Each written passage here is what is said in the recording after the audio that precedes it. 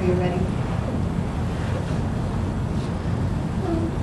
Welcome everybody, and good afternoon, and welcome to my final presentation, Handling Hypertension Before It Handles You.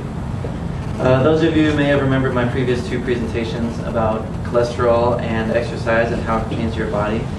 And now I will talk about hypertension and how it pertains to your health as well. Do any of you pay attention to how much sodium is in the food that you eat? You eat? Okay. Well, in this presentation I will help let you know and help you understand what sodium is and what it can do for you, as well as what hypertension is and what the risk factors involved and how you get it. Alright, so a little bit about what I'm going to go over is what hypertension is, the causes of hypertension, effects of hypertension, sources of sodium, and a little activity involving sodium intake. Alright, hypertension is a cardiac and chronic medical condition and in which the blood pressure rises. The body and the heart has to work much harder than it should to get the blood pumped throughout the body. High blood pressure is anything above 140 over 90, and even 140 over 90 is you're at risk pretty much. Normal is on or below 120 over 80. Even, I say below, but you shouldn't be too low because you don't want your blood pressure to be low enough to where it's not pumped effectively through your body. And those of you that don't know what blood pressure is or what 140 over 90 means, it's systolic over diastolic pressure.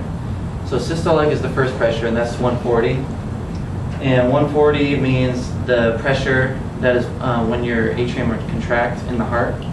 So this is the pressure measurement for that. And 90 is the pressure in between heartbeats. So it's the two different pressures that make up your blood pressure, and these are the two measurements that they measure. When you go into the doctor, they always measure just to check. Because actually, when you do get checked for hypertension, they check you 3 different times, because anyone can have high blood pressure at any moment. And it is also highly heritable. And this means that, like a lot of different things in your family, it's based on DNA. So if your parents become hypertensive or people in your family have been hypertensive, then you have more of a chance to contract it. And there are 2 types of hypertension. Primary hypertension, which is 90 to 90% of the cases, and there's no cause found. Like there's no specific area where they can diagnose it on where it's happening. They just know that you have high blood pressure. And many factors leading to it include sedentary lifestyle, smoking, stress, visceral obesity, salt or sodium sensitivity, and many others. Secondary hypertension is 5 to 10% of cases, and the cause is known. This includes many different problems, usually hormone related, such as kidney disease and Cushing's syndrome, which is when the adrenal gland produces too much cortisol, which is a type of hormone. So basically it's too much of one thing, much like sodium.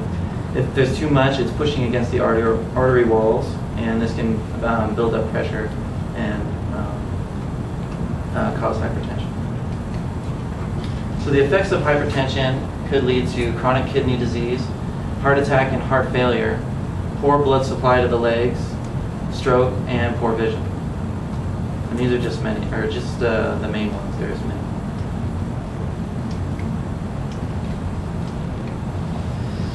Now, what is sodium? Sodium is mostly known as salt, and it is combined with chloride and needed for fluid balance. Sodium is needed for electrical signaling in the nervous system, and is one of the oldest forms of seasonings, even though it is very widely used nowadays. It's also used largely for food preservation. When foods are salted, they last a lot longer, and they're less prone to oxidative stress. And pre-hypertensive, they aim for about 1,500 milligrams a day. The RDI is 2,300, and the average for Americans is above 2,600. Now, sodium's role in hypertension. Sensitivity is a big factor. There have been many tests that link sodium to high blood pressure and hypertension, but they've been mixed results. So intake is related to reduced blood pressure. So they do know for a fact that when you lower your intake of sodium, your blood pressure does lower. So if you do have hypertension or high blood pressure, it does lower after you reduce your sodium intake. And sodium sensitivity is certain individuals have an increased sensitivity to sodium. So one person may eat 4,000 milligrams of sodium and get a huge spike in blood pressure, whereas another individual can eat 4,000 milligrams of sodium and their blood pressure does not change as much. And low-level intake of sodium seems to cause no harm. There have been shown studies that it does not affect you at all. So it is recommended to help prevent and treat hypertension. Now, foods high in sodium are processed foods, such as snack foods, chips, preserved foods, such as deli meats, and different foods that haven't added after they have been made, like deli meats after they're cut. They add the sodium, so it keeps it fresh. Condiments, such as soy sauce, Lawry's, like seasoning salt, dressings, broths, soups, gravy, cheese, and foods that are pickled, such as like pickled eggs or just pickles period. Just a little fact too, soy sauce. 1 tablespoon of soy sauce contains over 900 milligrams. And remember I said the RDI was 2,300, so that's just an idea of how much sodium is. And which brings us to our activity. Now, my assistants are going to pass out a little sheet of paper that has a fake person with a fake diet. And we'll pretend this person is pre-hypertensive. And after what I've shown you, I'd like you to look this over, this diet, and maybe first look over and decide which food items are contributing to the high sodium intake. And you can talk it over with your groups, and then read over the diet and make suggestions to help lower sodium content in the food. You don't have to be specific, use your imagination, and do it however you like. And I wrote a little example. If there was 1 bag of salted corn nuts, an alteration could be instead of the corn nuts, you can do a bag of toasted almonds. And I will walk around and make sure my neck knows what's going on.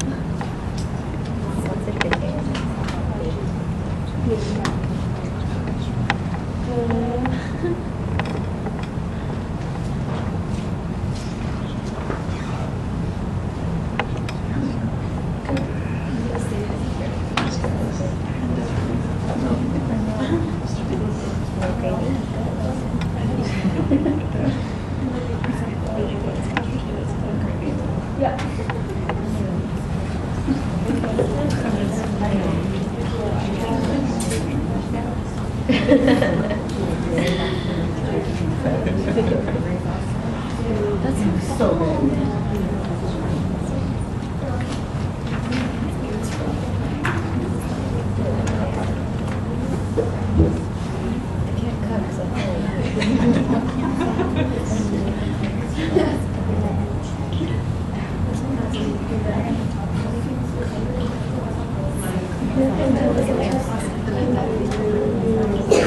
So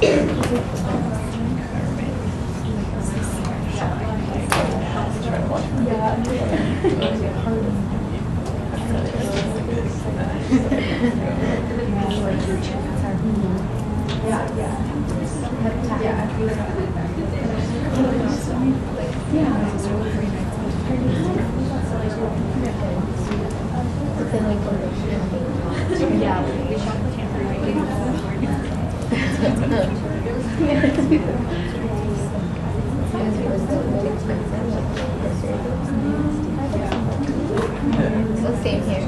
It was like priced.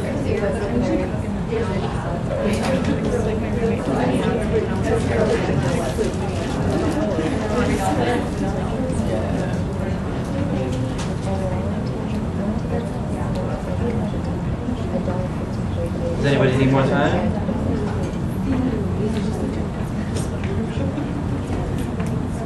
We're good?